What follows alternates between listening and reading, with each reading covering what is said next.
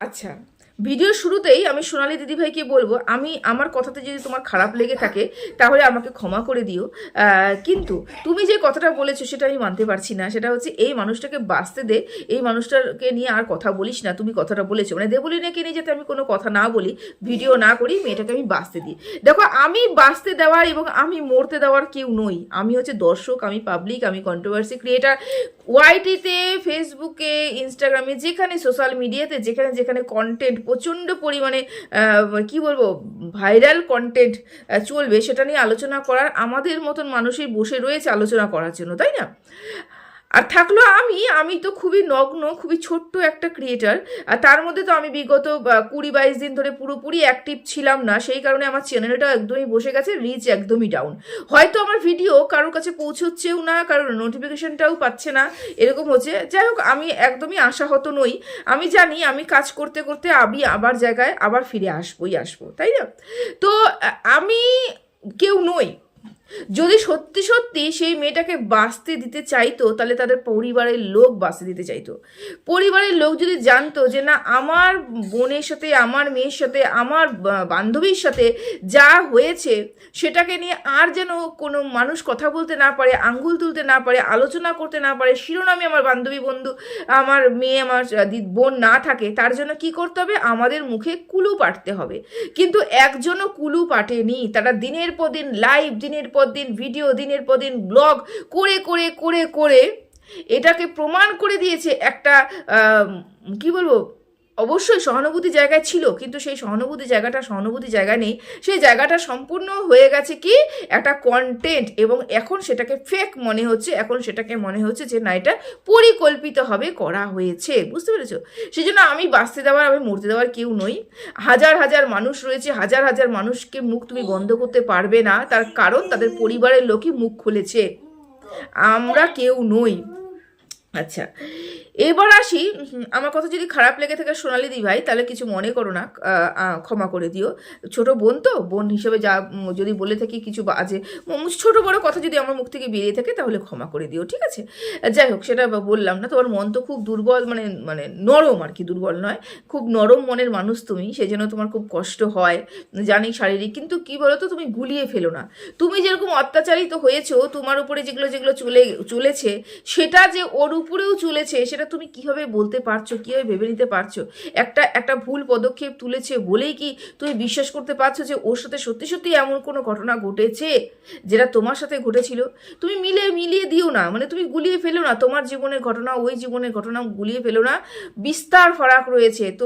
আমরা সাধারণ মানুষ, আমরা এত গেম খেলতে পারি না, আমরা এত চতুরতা দেখাতে পারি না, কিন্তু তাদের মধ্যে কিন্তু সেইটা কুটকে ভরা আছে। বুঝতে পেরেছো? যাই হোক, এবার আসি সায়কের কিছু বন্ধু বান্ধব, মানে সায়ককে নিয়ে, দেবলীনাকে নিয়ে যে একটা কথা উঠে আসছে, মানে যেখানে ডিভোর্স সেখানেই হচ্ছে সায়ক, মানে ডাইভোর্স যেখানে হবে সেখানে সায়ক উপস্থিত থাকে। ঘর ভাঙার জন্য সায়ক 1 নম্বরে, ইভেন 3 নম্বর ব্যক্তি, ওই দুজন মানুষের মধ্যে 3 নম্বর ব্যক্তি হচ্ছে সায়ক।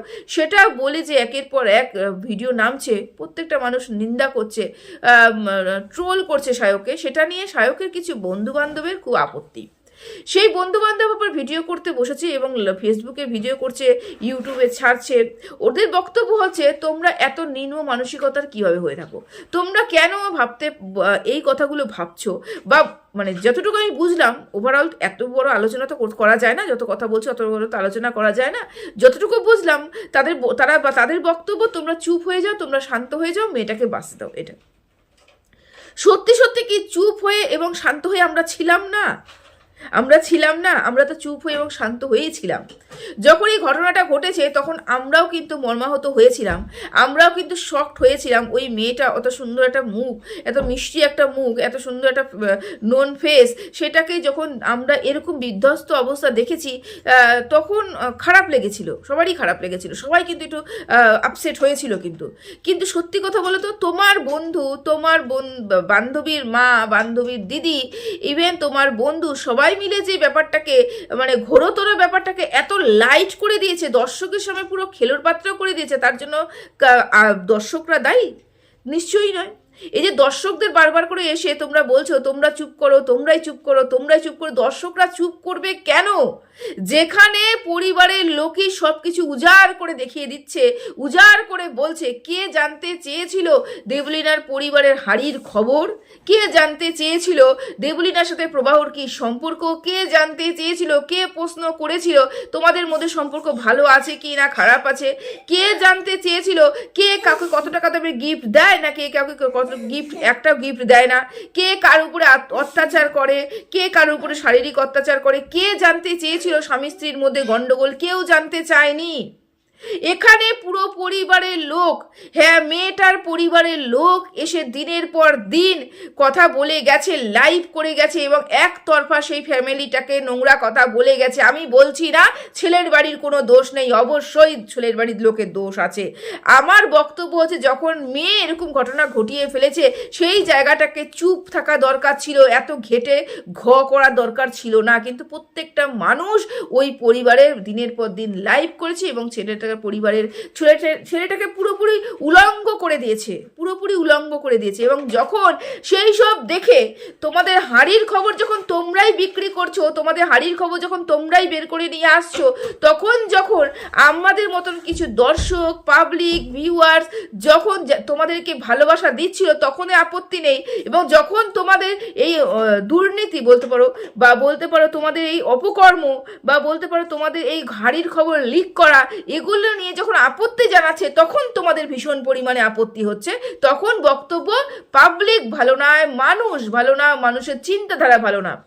আগে নিজেদের ঠিক করতে হবে, আগে নিজেরা ঠিক করো এবং নিজেদেরকে ঠিক জায়গায় পৌঁছাও, তারপরে না হলে তোমরা অন্যের উপরে আঙ্গুল তুলবে। আগে তোমরা তোমাদের জায়গাটাকে ঠিক করো, আগে তোমরা তোমাদের যেই পরিস্থিতি হয়ে গেছে সেই ব্যাপারটাকে, কেলোটাকে আগে গোছাও, তারপরে নাহলে অন্য কাউকে দোষারোপ করবে, তাই না? অন্য কাউকে দোষারোপ করতে কিন্তু বেশ সহজ। হ্যাঁ পাবলিক এরকম বলছে, মানুষ এরকম বলছে, এত খারাপ কথা বলছে। খারাপ কথাটা কেন বলছে? মানুষ কি ইচ্ছাকৃতভাবে খারাপ কথা বলছে? এই কয়েকদিন আগে অবধি কিন্তু কোনো মানুষ ওকে নিয়ে কোনো প্রশ্ন তোলেনি। এখন কেন তুলছে তার কারণ রয়েছে। পাবলিক বোকা নয়, পাবলিককে বোকা বানিয়ে রাখা যাবে না। পাবলিককে তোমরা ভাবো কি তোমাদের হাতের পুতুল? পাবলিক যখন তোমাদের ভালো ভালো ব্লগ দেখে যখন তোমাদের প্রচুর ভিউজ দেয়, ভুরি ভুরি ভিউজ দেয়, এবং সেই ভুরি ভুরি ভিউজ যখন তোমরা টাকা ইনকাম করো তখন পাবলিক ভালো। এবং যখন তোমরা কোনো অপকর্ম করো সেই অপকর্মের উপরে যখন আঙ্গুল তুলবে পাবলিক, তখন পাবলিক খারাপ, তাই না? খুব সহজে পাবলিকদের দোষারোপ করতে বসে পড়েছো তোমরা। তোমরা নিজেরা দেখো, বলে না হিন্দিতে একটা কাহাবাত আছে, নিজে আপনি গিরবান পে ঝাঁককে দেখিয়ে, নিজের দিকে তাকিয়ে দেখো তোমরা কতটা অন্যায় করেছো। তারপরে পাবলিককে বলতে এসো তোমাদের পরিবারের থেকে, মেয়েটার পরিবারের থেকে, তোমাদের বান্ধবীর থেকে, তোমার বান্ধবীর বন্ধুর থেকে, তারপরে ওই বান্ধবীর বোনের থেকে, দিদির থেকে, মার থেকে যে খবরগুলো বেরিয়ে এসেছে সেগুলো নিয়ে পাবলিক আলোচনা করছে।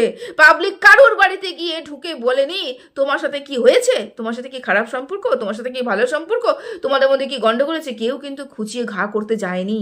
তোমরা এটা বের করে নিয়ে এসেছো, এটা তোমাদেরকে মনে রাখতে হবে।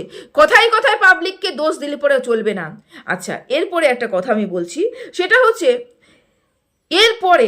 এরপরে এই মেয়েটাকে আর কে বিশ্বাস করবে? তোমরাই বলো। আমি জানি না মেয়েটার সাথে তার হাজবেন্ডের কি সম্পর্ক, বলতে পারবো না। প্রত্যেকটা সংসারে অশান্তি ঝগড়া হয়, তুমুল অশান্তি হয়, তুমুল ঝগড়া হয়, প্রত্যেকটা সংসারে হয়। এইটুক বাদ দিয়ে আর কতটা খারাপ সম্পর্ক মেয়েটার সাথে ছিল ছেলেটার, যেটা আমরা দেখতে পর্যন্ত পাইনি।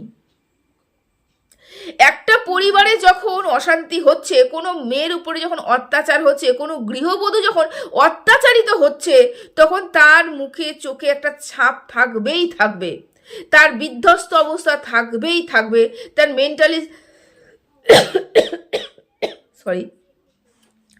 তার মেন্টাল ঠিক জায়গা থাকবে না, স্থিতিশীল থাকবে না। সেখানে ও ডিপ্রেশনে যাবে, ওর মানসিক পরিস্থিতি ঠিক থাকবে না, কিছুই থাকবে না। কিন্তু এখানে দিনের পর দিন আমরা নিট অ্যান্ড ক্লিন সুন্দর হাসি খুশি ব্লগ দেখেছি। 1 জানুয়ারিতে পর্যন্ত একটা গিফট নেওয়া দেওয়া আমরা দেখেছি। যখন অ্যানিভার্সারি হলো, মানে 1 মাস আগে যখন অ্যানিভার্সারি হলো, সেই অ্যানিভার্সারির ব্লগটা তোমরা দেখেছো। গিফটের উপরে গিফট, ঘর সাজানো, সুন্দর একটা রোমান্টিক কাপল যেরকম করে প্রথম বিবাহ বার্ষিক, সেরকম রোমান্টিক একটা কাপলের মতন একটা সুন্দর মুহূর্ত কাটানো। তারপরে হচ্ছে সুন্দর করে ঘর গোছানো, মাটন রান্না করা, শ্যাম্পেন আনা, সমস্ত কিছু বলে হাসি ঠাট্টা ইয়ার্কি গান, গোলাপ ফুল দেওয়া নেওয়া সব দিয়ে থাম্বনেইলে সুন্দর করে সাজিয়ে ব্লগটা সুন্দর করে পরিবেশন করা হয়েছে আমাদের সামনে। দিনের পর দিন স্বামী স্ত্রীর ভালো সম্পর্ক, ভালোবাসা সব কিছুই দেখানো হয়েছে। মাঝে মাঝে দুজনের মধ্যে একটা খুনসুটি আমরা কিন্তু অবশ্যই লক্ষ্য করতে পেরেছি। এই খুনসুটিটা আত্মহননের পথ বেছে নেবে সেটা কিন্তু কল্পনাও করা যায় না। ওটাকে জাস্ট খুনসুটি হিসাবেই আমরা দেখেছি। হ্যাঁ, প্রবাহ একটুখানি কি বলে লেক পুল করে, প্রতিটা ক্ষেত্রে লেক পুল করে, এটা আমরা দেখেছি। কিন্তু যেই কথা বলা হচ্ছে মেয়েটার পরিবারের লোক থেকে যে ওদের মধ্যে অশান্তি, মারপিট, তারপরে শারীরিক নির্যাতন, মানসিক নির্যাতন, বাড়ির থেকে বউ বের করে দেওয়া, বাড়ির থেকে বউ মাকে বের করে দেওয়া, তাড়িয়ে দেওয়া, সোনার জিনিস যেটা বিয়েতে দেওয়া হয়েছিল সেই সোনার জিনিস নিয়ে নেওয়া, বন্ধক দেওয়া, বৌমার কাছ থেকে 45 লক্ষ টাকা লোন চাওয়া, এই যে ঘটনাগুলো হচ্ছে দিনের পর দিন মানসিক অত্যাচার, শারীরিক অত্যাচার করা, এই যে কথাগুলো বলেছে, তোমরা কোনো জায়গা থেকে তার ব্লগের মধ্যে এগুলো দেখতে পেয়েছো কি? একটা এই যে দোষারোপগুলো করা হচ্ছে, একটা দোষারোপ তোমরা কি দেখতে পেয়েছো তার ব্লগের মধ্যে? কোনো জায়গা থেকে ফুটে উঠেছে তার এই যে ঘটনাগুলো ওর সাথে উঠেছে? এবার তোমরা বলতে বসো না যে ও শুধু হাসি ঠাট্টাটা দেখাতে চেয়েছে, কষ্ট দেখাতে চায়নি। একদম ভুল ধারণা। ব্লগার মানে কি? ব্লগার মানে কি? আমার জীবনযাত্রা আমি বিক্রি করছি, এবং জীবনযাত্রা কোনোদিনও খুশির হবে এমন হতে পারে না। ব্লগার মানে জীবনযাত্রা বিক্রি করা, এবং জীবনযাত্রা মানেই হচ্ছে একটা আমাদের লাইফ সার্কেল মানেই হচ্ছে সেখানে হাসি থাকবে, কান্না থাকবে, দুঃখ থাকবে, কষ্ট থাকবে, আর্থিক অনটন থাকতে পারে, যাবতীয় যা যা জীবনে আমাদের ঘটে সব কিছু থাকবে। শুধুমাত্র হাসি সুন্দর মুহূর্তগুলো থাকবে না। এখানে শুধুমাত্র হাসি এবং সুন্দর মুহূর্তগুলোকে দেখানো হয়েছে, তার মানে আমরা ধরে নিতে পারি তাদের মধ্যে সেরকম কোনো গন্ডগোল ছিলই না। যদি গন্ডগোল থাকতো, তুমুল অশান্তি তাদের মধ্যে থাকতো, একে অপরকে পছন্দ না করতো, তাহলে হতেই পারে না একই ছাদের তলায় বসে একই সাথে বসে শ্যাম্পেন আনা হচ্ছে, মাটন খাওয়া হচ্ছে, বন্ধু বান্ধবকে ডাকা হচ্ছে, আড্ডা মারা হচ্ছে, গল্প করা হচ্ছে, দিনের পর দিন বা বিভিন্ন ধরনের বিভিন্ন দামের গিফট দেওয়া হচ্ছে, ঘুরতে যাওয়া হচ্ছে, পার্টি করা হচ্ছে। আমরা এটা কল্পনাও করতে পারি না যার সাথে আমার বনবে না, যে আমাকে পছন্দ করবে না, যে আমার উপরে শারীরিক নির্যাতন করবে, আমি তার সাথে এই ধরনের সুন্দর মুহূর্ত কাটাতে পারবো না। এবং এই যে সুন্দর মুহূর্তগুলো দেখানো হয়েছে, এবং এখন বলছে সেই সুন্দর মুহূর্ত নাকি সুন্দর মুহূর্ত ছিল না, সেই সুন্দর মুহূর্ত নাকি ফেক ছিল। কোনটা ফেক ছিল? সেই সুন্দর মুহূর্তগুলো ফেক ছিল, নাকি এখন যে ঘটনাগুলো হচ্ছে সেটা ফেক? মানুষ কি ভাববে, মানুষ কি বুঝবে, মানুষ কিভাবে বুঝবে কোনটা ফেক ছিল? আমরা একটা সুন্দর জীবনযাত্রা দেখে এসেছি, অভ্যস্ত হয়েছি। বিয়ের পর থেকে দুজনের মধ্যে ছোট ছোট শর্টস দেখেছি, এখন তো ইদানিং তো বেশি দেখছি, সব হোম পেজে চলে আসছে, কেন সবাই মিলে ঘাটাঘাটি করছে, হোম পেজে চলে আসছে, ফোন খোলাই যাচ্ছে না, সব জায়গায় তাদেরকে দেখা যাচ্ছে। কোনো জায়গায় আমি দেখতে পাচ্ছি না তার উপরে নির্যাতন হয়েছে, এবং চোখ মুখের অবস্থা এমন বিধ্বস্ত আমি দেখতে পাচ্ছি না যেখানে ওর মানসিকভাবে বিধ্বস্ত রয়েছে, ওর ডিপ্রেসড আছে, ডিপ্রেশনে যাওয়ার পথে রয়েছে, ওকে ঘুমের ওষুধ খেতে হচ্ছে, আমি কিছুই দেখতে পাচ্ছি না। তাহলে আমি কিভাবে বিশ্বাস করব? কিভাবে বিশ্বাস করব? অবশ্যই মেয়েটা 78 পিলস খেয়েছে, স্লিপিং পিলস খেয়েছে, সেটার জন্য কিন্তু ভীষণ একটা মর্মান্তিক ঘটনা ঘটে যেতেই পারতো। এবং ব্যাপারটা হচ্ছে কেন ঘটেনি, এ একটা ব্যাপার রয়েছে, কেন ঘটেনি 78 পিলস খাওয়ার পরে কেন ঘটেনি? তার মানে মানসিক বল অনেক বেশি, এবং শারীরিক ক্ষমতাটাও অনেক বেশি, নেওয়ার ক্ষমতাটাও অনেক বেশি। প্রশ্ন অনেক উঠছে। আমি আমার জীবন দিয়ে দেব এরকম সিচুয়েশনে এসেও আমরা যখন সেই মানুষটার প্রতি সহানুভূতি প্রকাশ করছিলাম, তার প্রতি আমরা সমব্যথী ছিলাম, কিন্তু যখন দিন যাচ্ছে, যখন পরিবারের থেকে এক এক পর লাইভ দেখছি, কথা উঠে আসছে, তার ব্লগিংগুলো দেখছি, এখন এগুলো বাধ্য হচ্ছি বলতে। সাক্ষাৎকারে প্রচুর, যখন বিয়ের পর পর সাক্ষাৎকার হয়েছে, সেই সাক্ষাৎকারে পর্যন্ত বলা হয়েছে বাপের বাড়ি এত সুখ পায়নি যতটা শ্বশুর বাড়ির সুখ। তাহলে সমস্ত কি ফেক ছিল? সমস্তটাই মিথ্যে ছিল? তাহলে সেই মেয়েটাকে আর কে বিশ্বাস করবে? কে বিশ্বাস করবে? ওর বিশ্বাসযোগ্যতাও নিজেই হারিয়েছে যে কোনটা ফেক ছিল, কোনটা মিথ্যে ছিল, কোনটা সত্যি। কেন আমরা সত্যি এখন বিশ্বাস করব যে তুমি বলছো যে সেটা মিথ্যে ছিল, এটা সত্যি? আমরা তো বলতেই পারি যেটা আমি দেখেছি সেটাই সত্যি, এখন মিথ্যে হতেই তো পারে। মানে সবাইকে চোখে ধুলো দিয়ে এমন কথাগুলো বলা হচ্ছে, এবং একটা কথার সাথে একটার কোনো মিল নেই, একটা কথার সাথে আরেকটা কোনো কথার মিল নেই। দিনের পর দিন, দিনের পর দিন, দিনের পর দিন শুধুমাত্র কন্টেন্ট বানা হচ্ছে। আত্মহনন করেছে একজন, সেই আত্মহননকে কেন্দ্র করে সবাই মিলে কন্টেন্ট বানিয়ে কন্টেন্ট বিক্রি করছে। এরপরেও কি তোমরা বলবে এই মানুষটার প্রতি কোনো সহানুভূতি আমাদের আসতে পারে?